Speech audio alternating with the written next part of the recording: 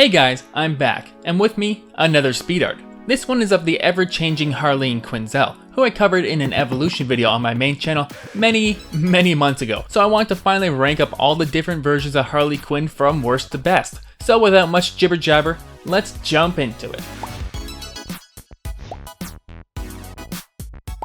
But first, I want to thank Skillshare for sponsoring this video. Most as if you're watching this, you're probably interested in animation or illustration, so Skillshare is the perfect place to start really honing in on your creativity. I highly recommend Shaban Tomi's class on character animation, which uses Adobe Animate, the same program I use, and I actually watched through this class and was able to streamline some of my own work. It goes through the whole process of creating characters and animation from beginning to end, so it'd be a great place to start as a beginner or brush up on your skills as a semi-professional. Skillshare has so many classes on topics like photography, filmmaking, graphic design, or even cooking, and there are new premium classes added every week. So, the first 1,000 people to use the link in my description will get a 1-month free trial of Skillshare. But let's get back to the video.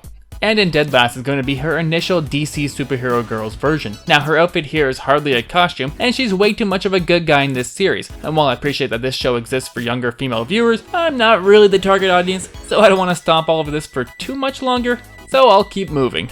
Coming in at number 15 is another show that was too afraid to actually give her any actual costume. Birds of Prey 2002. For the most part, Harley doesn't really wear any sort of suit for the bulk of this series, and when she finally does, it's pretty lame. While I appreciate the diamonds in her chest window as a nod to her former suit, this mostly just looks like a bad cosplay. Even though she is played rather competently by Mia Sara, the show just kinda collapses under its own weight. Sliding in at number 14 is her look in Batman vs. TMNT. Now her main look is mostly based on her 1992 animated series costume, but when she turns into a hyena, I just lose interest in her role here. While it's cool seeing her transform, for the most part it just feels like an Elseworld version of her character rather than an actual interesting take, so I can't really put it any higher than this. So moving on.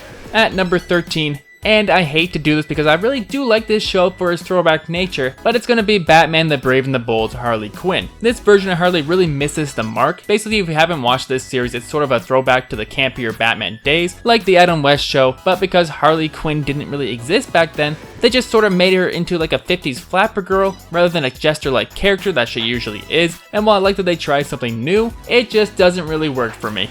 Number 12 is gonna have to go to her appearance in Batman Assault on Arkham. And while I like the dark tone of this movie, and I'm glad DC isn't afraid to release animations intended for adults, I think this Harley looks a little too strange in her outfit. Her hat especially looks off to me. Maybe it's too large or floppy, but there's just something not quite right here. And it just kinda takes me out of her whole part of this movie. And coming in just above her Arkham look at number 11 is her DC animated movie universe look, which is a pretty big improvement over the latter, but seems like it's trying to please both fans of the 2016 movie and fans of her original look, and it misses the mark with both, although I do like the animation style much better in these films, so that's why it's ranking in above Assault on Arkham. Coming in 10th place is her look in the second version of DC Superhero Girls. Now this is mostly a throwback to her 1992 outfit, but I do like the more stylized illustrative look, and she actually is able to be a more full-on villain here, so it actually works better as a series. Slotting in at number 9 is going to be the Batman 2004 TV series look. It's mostly a more exaggerated take on her 1992 look,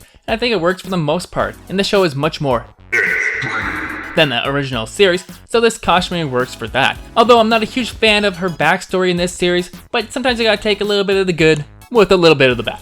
Coming in 8th place, and I really don't know if I should include it here, but it's gonna be Gotham's Echo. She's basically that show's Harley Quinn, and for the most part does a pretty good job at filling that void, and her final outfit for the show works pretty well, while paying homage to the character as we know her, and also making her different from Harley, as she is definitely more deranged, but I think Francesca Root Dodson plays the role pretty well. Slurping up 7th place is gonna be Batman Ninja's Harley. And as far as the characters who got steampunk redesigns for this film, I think Harley made out pretty well. The added ruffles work for her jester look, and the purple and red color scheme is actually pretty nice. So I actually think this is a pretty interesting take on the character. Coming in 6th place is her first live action movie appearance as portrayed by Margot Robbie, and while I am a red-blooded male and like the costume here, it really feels like it was a costume designed by someone just wanting to see a skimpy suit. But I think Margot Robbie plays the role pretty well, utilizing her sexuality to her advantage advantage, but it just doesn't really make much sense for her to dress up this way and then go into battle against a demon army, like put on some armor or something. Although this is ranked somewhat higher because I really do like Margot's performance here. In 5th place, it's gonna be her Gods and Monsters appearance. This is another version that was most odds designed by a male, but I do like that her face is tattooed white, and the red and black hair and lingerie look work pretty well for how deranged this Harley Quinn is supposed to be. Like, I'm pretty sure it's implied that she's like a murderer in this short, which is a really dark take on the character, but I'm glad they were willing to do something a little bit different. It does make the video a bit more interesting, especially when you're trying to do like an evolution of her character. Coming in 4th place is going to be Margot Robbie's second take on the character for Birds of Prey. She gets to be the lead here, and I think having her dress more flamboyantly works pretty well for this version of Harley. And while she shows off skin, it definitely isn't nearly as male-gazy as her first appearance, instead having her outfits work with her rather than making them something to gawk at. So I really do enjoy this portrayal of her character here, and I actually kind of really like this movie, so if you haven't seen Birds of Prey, do check it out. If you saw like some hate on it from online, do not listen to them. It's actually a really tight action movie. And let's get into the top 3. Before I go any further, let me know your favorite versions of Harley Quinn below. I'd love to see your thoughts. And coming at number 3 for me is going to be her own animated series version. And for the same reason that Birds of Prey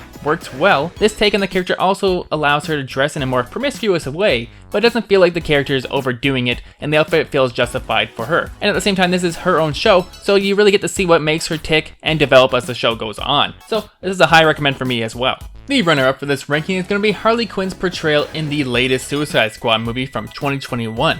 We get 2 main looks for her here, both a combat-ready suit and a red dress look, both of which make sense inside this movie, and I really think we get some of the best scenes with Harley here. You can really tell that Margot Robbie is getting comfortable with the character, both with how the action scenes look and how she is able to play the character with both heart and comedy. Plus, this movie freaking rules.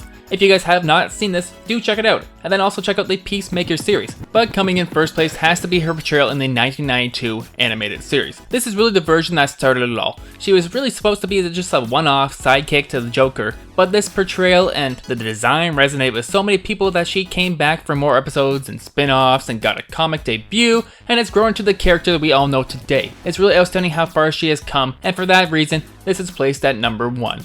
So that's my ranking of all the on-screen Harley Quinns, and if you haven't seen the animation I did on my main channel, check that out on Untitled Animate, and I can tell from the comments on that video that a lot of you guys appreciated that I included so many of the animated versions, so that has paved the way for me to cover characters like Venom and so many other characters coming up that I've been wanting to cover but just didn't have enough live action appearances to warrant a full video. So thank you all for all your support over there, and don't forget to check out Skillshare with my link below to help out the channel. And before I sign off, I want to thank Ryan Redmond for recently pledging to the Patreon. Cheers to you, and until next time, I've been Aaron, and I'll tell you something later.